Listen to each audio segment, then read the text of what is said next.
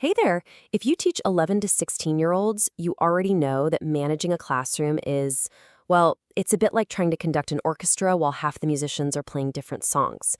You're dealing with young adults figuring themselves out, testing boundaries, and bringing a ton of energy, and yeah, definitely some middle school drama, into your room every single day. So to channel that energy, you need a really specific set of tools. Okay, let's dive straight into this explainer on a super practical toolkit called Relational Practice. And look, this isn't about being some rigid dictator, but it's also not about being their best buddy either. It's really about building a framework of mutual respect so actual learning can happen. We're going to break this down into a really simple two-pillar framework. First, setting the tone with positive framing, and second, restoring that tone with the least invasive corrective. But honestly, before we even touch those two pillars, we've got to talk about the bedrock, the absolute prerequisites for this to work. It all starts the second they walk through your door. A solid meet and greet establishes your presence right away. From there, you've got to intentionally create a calm, purposeful start. How do you do that with a room full of buzzing teenagers? Boom, an immediate do-now activity. The second they cross the threshold, they need a clear, doable task waiting for them. It just immediately signals, hey, we're here to work, before you've even given a single instruction. Okay, so let's hit our first pillar, positive framing. This is all about how proactive relationship building creates a culture of respect right from minute one. Step one here is to live in the now. Let's face it, adolescents can be incredibly reactive. They bring all their baggage, maybe a bad previous class or some hallway drama over a text, right into your room. By explicitly giving them a clean slate with a phrase like, today's a fresh start, you're literally letting them off the hook for past mistakes.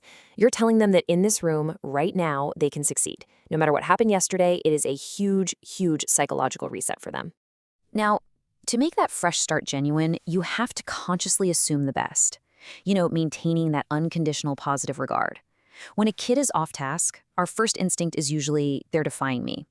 But what if they just didn't hear the instructions? What if they literally lost their place? Assuming the best means you trust their intentions first. You go into a correction not looking for a fight, but just giving them a helpful nudge. That little mental shift, it completely diffuses the tension before it even starts. And that mindset leads straight into this next concept, creating a safe space through plausible anonymity. This is the total opposite of blaming, naming, and shaming. Teenagers are so hyper-aware of what their peers think of them. If you publicly shame a kid for a minor slip-up, their immediate instinct is to get defensive, and suddenly you've got a standoff. Plausible anonymity means you address the behavior without putting a spotlight on the kid right away. They get to fix what they're doing internally, save face, and you still hold your boundaries. Win-win. You lock in that safe vibe by actively narrating the good stuff. Don't just keep it in your head, broadcast it. Giving them immediate, specific reinforcement when they're doing it right, with phrases like, you're working hard, well done, creates this weather system of success in your room. For teenagers, public validation is absolute gold. You're showing them exactly what winning looks like and making it crystal clear that doing the right thing gets your attention, not just acting out. But hey, let's be real. You're teaching teenagers. Things are gonna go off the rails sometimes. That brings us to section 2.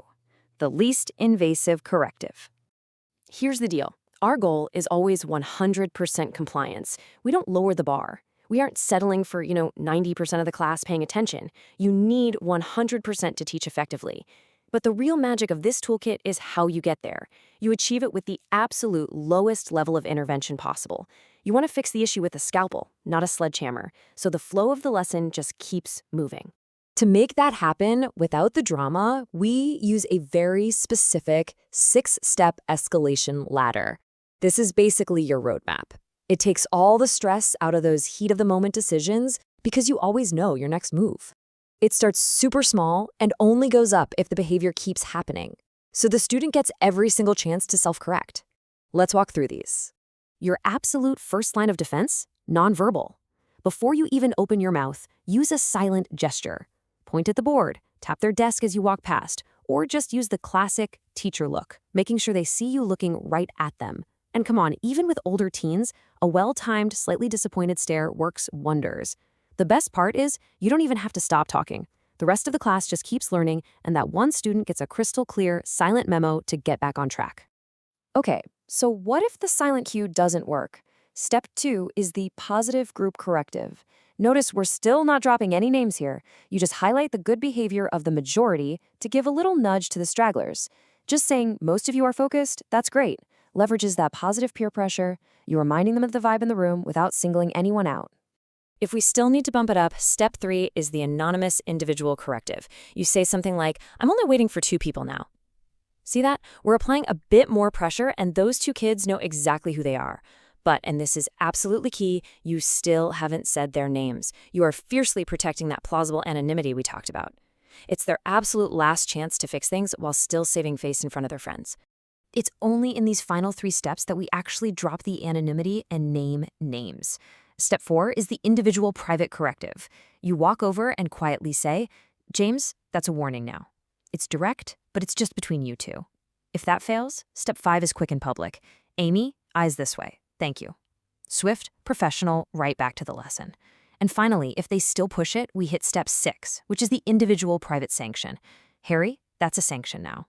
Notice how even the ultimate consequence is delivered as privately as you can manage, just to keep their dignity intact and protect that underlying relationship. When you master this balance, setting a positive, respectful tone with proactive framing and correcting off-task behavior as lightly as humanly possible, the results are honestly incredible. You keep total authority over your room, but you also fiercely protect your relationships with your students. You really can have both. So, looking ahead at your schedule, how are you going to approach your very next lesson? How will you frame your next fresh start?